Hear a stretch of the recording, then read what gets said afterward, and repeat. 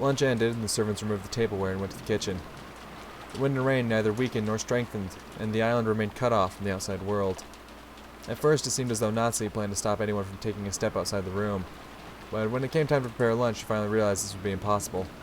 However, in order to avoid having anyone alone in the kitchen, she told the 3 servants to go together.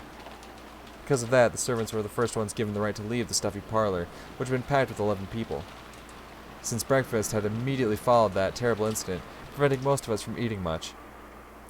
Everyone tore into their lunches in silence. I will wash the dishes so you can rest a while, Kana-kun, Genji-san. Do you want something to drink? I don't need anything. Kana? I don't need anything either. You two must have been so busy and so early in the morning. It's no wonder you're worn out. The only noise was that of Kumasawa washing the dishes, which resounded throughout the kitchen. Genji and Kanon sat in some chairs a short distance away, their eyes lightly closed. Just as Kumasawa had said, those two had probably built up a great deal of fatigue. That didn't mean they could let it show in front of the relatives. Avoiding that was one of their virtues. After the silence had continued for some time, Kanon opened his mouth and muttered, Shannon, why did she have to die in such a horrible way? Forget about the manner of her death. It was nothing more than bad luck. You're right. It was nothing more than bad luck. They both fell silent once again. Kanon's expression was filled with grief. To think that Shannon-chan's actually dead. Still can't believe it. Poor thing. Wait, who's talking? Not being able to see her again feels like a lie. I just wanted to see her smiling face once more time. Okay, that was Kumasawa. I kind of started to see it when she said poor thing. I'm like, that sounds like a Kumasawa thing. After all, Kumasawa hadn't seen Shannon's corpse, so she had no trouble mentioning Shannon's face. When Kana had heard those words, it reminded him again of how only half of Shannon's face had been left, and his grieving expression twisted even further. Why did Beatrice-sama do that to Shannon? If she wanted a sacrifice, there were plenty of others to choose from. Why? Why? It was nothing more than bad luck. If we were less lucky, you or I might have been lying out there instead of Shannon. Or it could have been someone else entirely. Everything is left to fate. Genji-sama, you said the door to Madame's room was stained with traces of something like blood, right? The same substance that was painted on the shutter? Indeed. It was an unsettling mark. Almost as though someone with blood-stained fingers had been trying to pull the doorknob. No, scratch through the door. That sort of unpleasant mark. So does this mean Beatrice-sama came to visit Madame's room and tried to open the door, but couldn't? Ooh. Genji thought back to the time he had seen those traces of blood on the door to Natsu's room. With the substance sticking to the door around the doorknob, and the marks of something scratching against the door. Jessica's fucked, isn't she? Jessica's totally fucked. It definitely appeared as though someone had tried to open the door, but couldn't. How did the Madame avoid being chosen as a sacrifice? If only she'd been chosen, Shannon wouldn't have had to die. Just then a loud sharp noise came in from the hall. Both of them turned around surprised. It's a pretty interesting chat you're having there. Let me join in too. Before any of the servants realized it, Badler was standing in the doorway to the kitchen. Badler-sama, how rude of us. Genji-san and Kanon-kun stood up surprised and hastily bowed. I didn't care about stuff like that. I was more concerned with continuing their discussion. I told them I was going to the bathroom, so they let me go. I thought I'd suffocate if I was locked up in that room any longer. I was about to come ask you guys for some water, but then I overheard something pretty interesting. You don't need to bow your heads or anything. Please, let me hear the rest. That just now wasn't really... I've been listening to you for a while. Don't try to hide it now. So I'll ask directly. Who is this Beatrice? She's supposed to be a witch from a kid's story, but it doesn't look that way now. Kanon-kun averted his gaze. It was obvious that he didn't want to talk about this, which only made me want to ask even more. You gotta order him. Order him, Badler. While making an effort to smile, I grabbed the collar of his shirt. Last night, this would have been none of my business. But after this morning, everything's changed. Now that Dad and the rest have been killed, this is totally my business. I have the right to listen to this suspicious story, don't I? I glared into Kanon's eyes as he continued to avert his gaze in apparent pain. Since there was a big difference in our heights, Kanon had to stand on his toes and it looked like it hurt a bit. Badler-san, please let go of him. Kanan-san isn't really hiding anything. Then you won't have any problem talking about it, right? It's lonely being out of the loop, you know. When I tried to further twist up his collar, Genji-san cut between us and spoke. In his expression were faint traces that he'd made up his mind to do something. Apparently, he had no intention of hiding it. I can tell you about it. Kanan only hesitated because you might have taken it badly, Battler-sama. Hesitating, huh? Not very manly of you. Whatever it is you're talking about, it's even more unpleasant having it kept a secret. Tell me about it. It's not like we have anything better to do before tomorrow comes. A slightly spooky story might be the best way to avoid getting bored. Genji-san and Kanan-kun looked at each other, then nodded as though they decided to talk. Understood. Please ask us anything. We will talk. Right. Then I'll ask. Who in the world is Beatrice? All I know is that she's a witch who lives in the forest of Rokenjima. I've heard it's a story grandmother or someone invented to keep people out of the dangerous forest. Is that wrong? No, it isn't wrong. It's as you say. Beatrice is a witch who dwells in the forest of Rokenjima. Battler-sama, I don't expect you to believe this all of a sudden, but Beatrice-sama exists. She's a real person, the one who gave the master a vast amount of gold and worked by his side for many years. Huh? Aw, come on. Is grandfather paying you to repeat everything he says? I laughed like it was a joke, but neither Genji-san nor Kanan-kun laughed. Not even Kumasawa-bachan, who was avoiding my eyes, flustered as she started washing the dishes. So unfortunately, I was the only one laughing. Painfully. Bitterly. I see. That's why Genji-san refused to mention it. If you really mean it, of course, I'd take it badly. So, you're saying that a person named Beatrice actually exists? Yes. She has been working for the Master since before the mansion was built on this island. She has most likely been working for him even longer than I have. What do you know? What do you know? Kairi-san's theory was off. Grandfather really did have a confidant called Beatrice. Is that person on the island now? Yes. I believe that she is here. That's a vague way to say it. I guess that means you haven't seen her face today or yesterday. That is correct. It is extremely difficult to say, but... Kanan-kun once again dropped his gaze, avoiding my eyes. Come on, don't just stop there. That's like freezing an inch before the blow, right? I urged him on jokingly again. However, it looked like Kanan was still confused as to whether he should speak or not. Then Kumasawa-bachan whispered,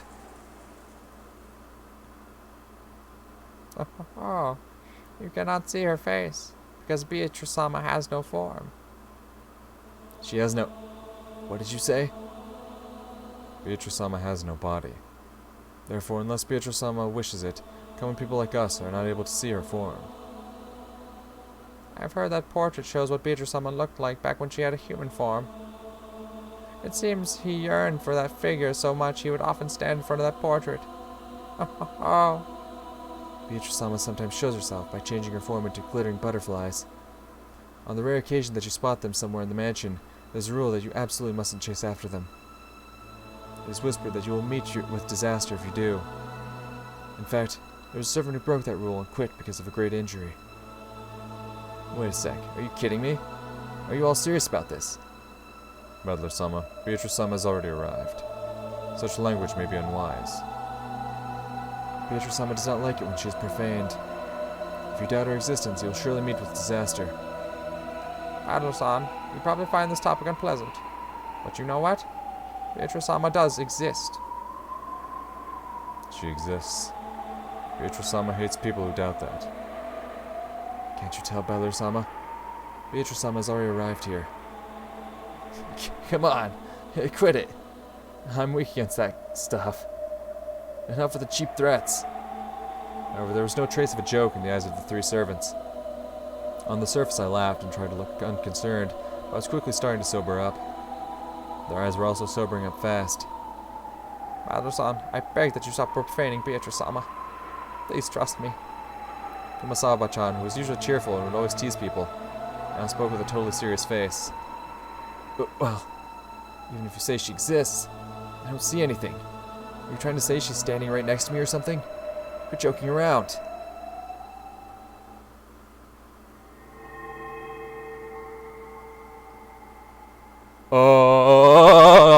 Oh no, no, don't like that, don't like that, don't like that, don't like that, don't like that, don't like that, don't like that. Just then that unnerving laugh suddenly filled the kitchen. Hey, Maria! When I turned around, Maria was standing there by the entrance. But her expression and the feeling about her, her presence, felt exactly the same as the servants. Whether your wavelength matches or not is determined at birth. Battler, you're born with a mismatched wavelength. That's why you can't see her. That's why you can't meet with her. And that's why you can't talk to her. You're the type Beatrice hates the most. Maria laughed like it was funny, but it sounded extremely eerie. It was almost like she was laughing at me because I alone didn't understand. Do you want to know about Beatrice? Beatrice is a 1,000-year-old witch. With all of the demons at her command, she can harness the power of alchemy to create the Philosopher's Stone and a vast quantity of gold. Grandfather built up all the vast wealth of the Ushiromiya family by making a contract with her. Yesterday I read Beatrice's letter, didn't I? That was real. Well, I guess it's pointless for me to try and force you to believe. After all, it looks like you were born without a trace of the sixth sense. What are you talking about? Witches, demons? Who told you about that? I heard it from Beatrice herself. Maria kept doing that unpleasant laugh. However, the servants who watched over this didn't even blink. She heard it from that witch in the portrait adorning the entrance hall. Maria kept on laughing in a weird voice, as though this was nothing more or less than the truth. Maria, it might be rude to ask, but I'll ask one more time, okay? Who gave you that letter yesterday? I got it from Beatrice. How many times must I tell you before you understand? You don't get it, do you? You can't see it. You can't believe it, can you? Just then Maria's laughter suddenly stopped. Battler, you still don't understand? Beatrice-sama exists. She exists, you say? But where? Like I said, Beatrice-sama exists here. That's right. Now that I think about it, I've been feeling for a while now that the servants' eyes haven't been pointed in quite the right direction. I'd figured they were just staring absent-mindedly, but that wasn't the case.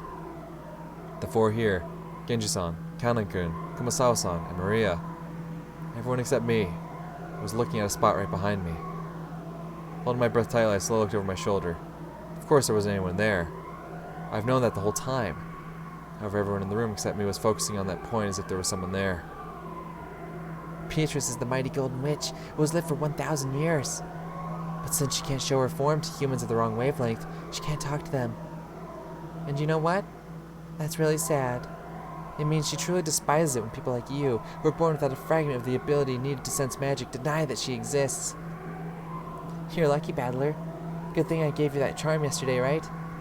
Don't you realize what kind of curse Beatrice would have put on you by now if you hadn't been carrying it around? You really are lucky, Battler. Oh, the scorpion keychain. I thought that was just some cheap gift or something, but are you saying it really had some power? If it weren't for that, you'd be lying in that storehouse as a sacrifice with your face crushed by now. You're so lucky, Battler. I see. So if it weren't for that, I've been killed by now. Battler, why don't you believe in Beatrice? Even though she exists. Right now, over there, look. Hey, I'll bet you want to believe it now. Believe it. And thank me for giving you that charm. If it weren't for that, you'd be in the storehouse right now.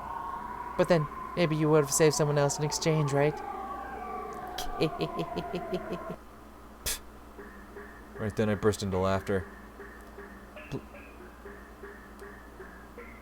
This music right now, it legit sounds like some of like Courage the Cowardly Dog. Like after he's like, he'll like be on the computer and he'll like discover something and then like.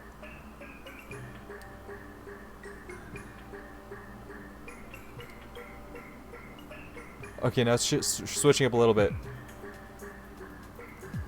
Okay, we're getting this like drums and shit, but like that dun dun dun dun dun dun.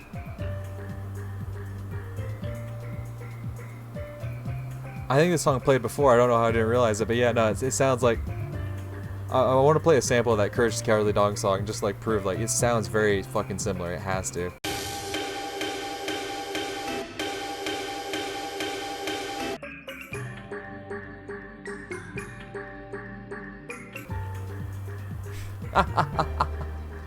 Then it's all useless, isn't it, Maria? If that's true, then I'm sorry, but it's all useless. When Maria saw me suddenly start laughing, she stopped. Even though she didn't understand what I was laughing at, she realized it wouldn't be pleasant for her. I thought it might hurt you, so I didn't say it earlier, but... Well, I thought I'd put that charm you gave me in my pocket. But I must have dropped it somewhere. So the charm can't be the only reason I'm alive now. And even though I should have been cursed by the witch, I'm perfectly fine. Sorry, but I don't believe in things I don't see with my own eyes. Sixth senses? Wavelengths? Magic sensitivity? Sorry, but I don't believe in fake stuff like that. When I hear the girls in class start talking about how good or bad their ability to sense the supernatural it pisses me off. I don't know how much grandfather's paying you if you're trying to talk me into joining some cult. Believe me, you won't be able to do it that easily. Rattler-sama. You guys are free to believe whatever you want. However, when it comes to things I believe, the one who decides is always me. Sorry, but I can't believe in something as shady as Beatrice until I've seen her with my own eyes. I spoke forcefully and sharply. Then Maria started cackling again. Well, that's just fine, isn't it? Eventually, even people like you with totally mismatched wavelengths will be able to see Beatrice. Very soon, she will revive. Beatrice will revive. Once that happens, she's promised to talk with me and play with me a lot. There'll be absolutely no need for you to doubt or for us to force you to believe. She will appear very soon.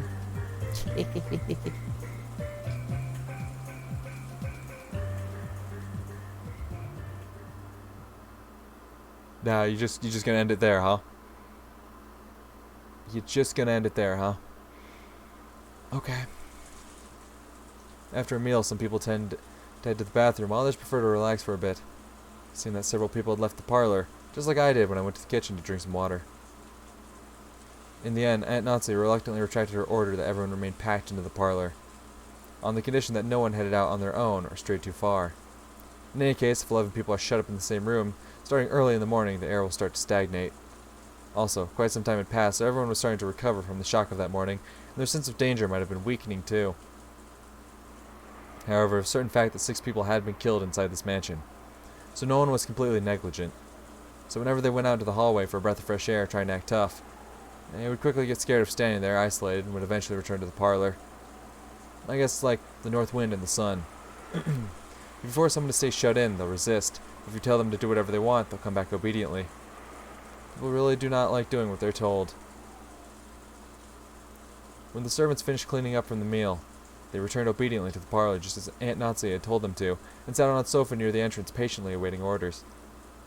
Maria, almost as though she had suddenly finished playing witches, had returned to the pure Maria I knew well, saying, "Ooh, ooh." What in the world happened back there? I hadn't felt even an atom of the presence of this person called Beatrice, who was supposedly standing behind me invisible. However, it felt like I glimpsed a little of that presence inside Maria. You're right. When Maria starts talking about witches, her personality changes. Malakun, you also saw it down by the beach yesterday, right? You mean that scorpion keychain? No, I don't mean like when her feelings were hurt. I'm talking about her having a dual personality or something. Yeah, that happens sometimes too. That thing Maria did when she was talking about the magic circle does happen every now and then. It's freaky though. Apparently Jessica had spotted that kee-hee-hee Maria a few times. I just happened to catch it at a bad moment. I was pretty freaked out seeing it for the first time. So what is that? Does Maria have a dual personality or something? Or are you saying that her spiritual sense is really that strong, and she's being possessed by a spirit or whatever? No, I don't think it's that. Haven't you ever experienced it? When you were small, didn't you ever want to be someone other than yourself? When humans are born, no one has any individuality. However, when they reach their growth period, their sense of self starts to be born. They want to be different from other people.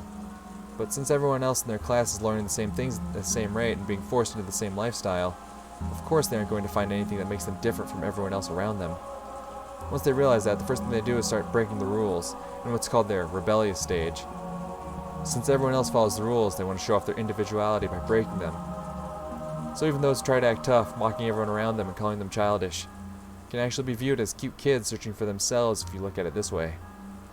Well, I'm lecturing about all this like I'm so smart. I actually got it secondhand from George Aniki. I myself was one of those embarrassing guys who thought it was cool to act like a little bastard. Well, that was when I was at the age where you try to show off for the opposite sex. The main feature of the growing period lies in an impulse to break away from your life as a kid, like a chick trying to crack open the shell of their egg. Do you know what makes children and adults different? Age? Or do you mean size? No, it's experience. Adults can look down on children because children have very little life experience. The reason they snort at everything children say is because they think kids know nothing about the real world. Yeah, I understand that. When you're a kid, you talk like you've got all life figured out somehow, trying to act like an adult. No matter what kids say, adults will snort and laugh at them and say they're too naive or that they'll understand when they get older or something. Well, it's probably true, but to a kid it's just annoying, like they're being looked down upon. I get it. It's a question of knowledge and experience. Well, I guess you're right that there's no reason to suspect a person for their age if they've just wasted their lives. Therefore, during the period when they try to separate themselves from other children, they also try to take on personality traits different from those around them. And if knowledge and experience is what separates kids and adults, I get it. If they know something no one else knows, it becomes part of their identity. You know, when I was in elementary school, I learned things no one else knew. Get things no one else had, wear things no one else wore, and become a bit of a hero for it. I'll bet you've done the same thing, Battler. Yeah. There was definitely an age when I wanted to excel in some skill or another. I see. So that's because I was trying to separate myself from being a child, or going through my growing period, in other words. If you put a positive spin on it, the growing period forces you to separate yourself from others, thereby pushing you to gain skills and knowledge no one else has. This is also interesting from a sociological standpoint, because people hate being like everyone else. They try to learn skills other people don't know. In this way, society can acquire the broad range of skills it needs to survive. The duality of the gods' programming is truly surprising. Well, unique personality traits can also be negative, right? Like, say, everyone else in the class was studying hard, but I was the only one slacking off trying to stand out. Okay, that last bit really was true about me. It's only recently that I've been able to thank the middle school teacher who slapped me after school. But, well, I tried to jump over things no one else could. Sprint as fast as I could, trying to lap those guys with good grades when we did a marathon. I just felt like doing it. It was in my nature that if I couldn't study well, then at least I could get back at them by exercising. I see. So I really did go through a proper growing period. I guess boys really do tend to focus more on physical stuff. But you know, girls of the same age tend to focus more on mental, spiritual things. I'll bet there were groups of girls in your classes that got really interested in fortune telling and their spiritual senses. Yeah. There were. They'd come over asking for my sign and my blood type, and then they'd laugh, I thought so, ha ha ha. It really got on my nerves. No matter which class you go to, girls like fortune telling. Deciding whether your spirit sense is strong or weak, what your sensitivity is, whether you can see the unseeable, that kind of thing. Definitely happened to me. That's because fortune telling and spiritual senses are things that aren't taught in school. To girls who tend to be more introverted. It's a genre that's easy to build an identity upon and one that holds a lot of interest for them. Just like how when boys enter their growing period, they start acting tough and rebel against adults. When girls enter their growing period, they start getting interested in that kind of thing. Well, I didn't though. So Maria having so much interest in the occult, isn't that rare among girls her age? Even if we accept that, I wonder if it explains that creepy dual personality thing. Actually, I think I probably could accept that explanation more or less. As you said, becoming an adult means gaining knowledge and experience. So to gain that, it's necessary for children to learn all sorts of things and break free from childhood. However, there are certain convenient delusions that you see often in the world of children, both now and in the past. Do you know what I mean? You see it all the time in manga and anime, right? It's kind of like that. Like, you've got memories from a previous life that starts to surface. Like you're being possessed by the soul of the great something or whatever.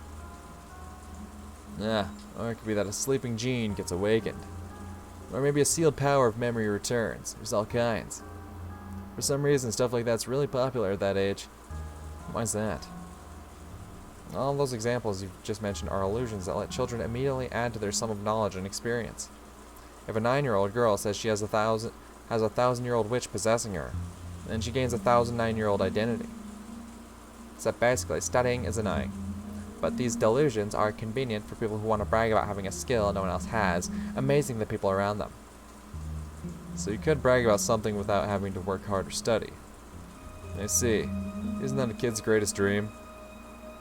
Furthermore, in their desire to separate themselves from being kids, they always project an image of their ideal self. It's not rare for that desire itself to become an alternate personality. Even you, Battler-kun, probably had a slightly different personality at home and at school, right?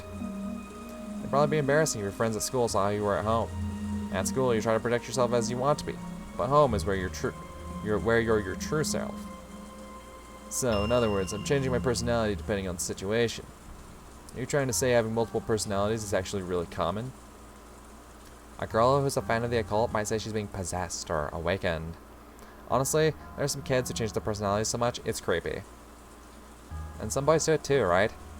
Guys who say they've blown their top and suddenly turn into some overplayed violent character. I'll bet they think it's pretty cool, but it's painful to watch. Let's sum this all up. So you're saying that even if a girl about Maria's age shows a creepy psychic personality like she did a minute ago, it isn't such a rare or unusual thing? Simply put, that's right. Identity is an important factor when building up one's sense of self. If you make fun of it, it could actually cause children to go back to their shells. So it's important to tag along with them, to some degree. Although the broad-mindedness of the parent determines whether they play along in full or not. Hanaki, I can't believe you're single. You sound like you've already raised kids through middle school. So I wonder if Aunt Rosa knew much about Maria's dual personality. She knew about it. Just between us, Aunt Rosa really hated it. She said it was unpleasant and that Maria was becoming increasingly isolated from the rest of the class. So anytime Maria started talking about the occult or laughing like a witch, she'd slap her. Yikes. And it looks like Maria stopped talking that way in front of her. Maybe that thing back there was just a little game from a girl facing her growing period. Just a girl trying to show that she was different, independent by holding interest in witches and the occult. And since she wanted to be different from herself, young as she was switching between her normal personality and the personality of her ideal, a witch. At first, I'd found that very disturbing. But after being lectured to by George Aniki, it felt like this was a path everyone walked down at one point or another. I haven't told anyone, but when I was in kindergarten, I joined up with a little gang of kids trying to form an Earth Defense Force, saying we'd help protect peace on Earth. My face turns red when I remember how during what we call battle practice we would chant EDF, EDF. Just like usual, Maria was relaxing, immersed in the TV, oohing and laughing at just like any girl her age. But on the inside, another personality, that of the ideal witch she respected and blindly accepted, was sleeping. That wasn't anything extraordinary, it was perfectly natural for a girl of her age. I've calmed down a little. The shock from my bizarre experience in the kitchen just now is fading away. If I hadn't talked to Aniki and Jessica, I might still be frightened by the idea that an invisible witch is standing right next to me. However, can I really accept that as an explanation for what happened back there? If it had just been Maria, I could have explained all as fickle delusions of a growing girl. However, but Genji-san, Kanon-kun, and Kumasawa-bachan had also been there. None of them had denied what Maria had said. They silently accepted that Beatrice exists. I was starting to feel a little uneasy. Aunt Ava's position was that no 19th person existed. That the crime was an inside job tied to the family quarrels. On the other hand, Aunt Natsu's position was that the culprit was hiding somewhere outside the mansion. So she rejected the possibility of an inside job and supported the idea that a 19th person existed. And in the kitchen, Maria and the servants had also supported the idea of a 19th person. But according to them, this 19th person isn't human. They said it was an invisible witch carrying out some mysterious plan. Is there a 19th person or not? And is the culprit human or a witch? For some reason, I couldn't just laugh off any of those possibilities. Not even the most ridiculous story about the witch.